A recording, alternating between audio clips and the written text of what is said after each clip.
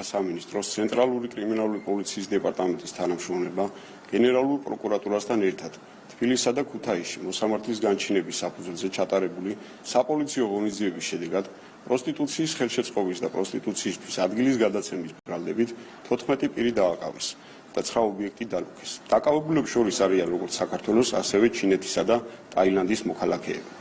სამართალდამცველების მიერ აღნიშნულ სისხლისამართლის საქმეზე ათეულობით კომპლექსური საგამოძიებო მოქმედება ჩატარდა, მათ შორის ფარული აუდიო და ვიდეო ჩაწერა, რის საფუძველზეც ბრალდებულების დანაშაულებრივი საქმიანობა დასტურდება.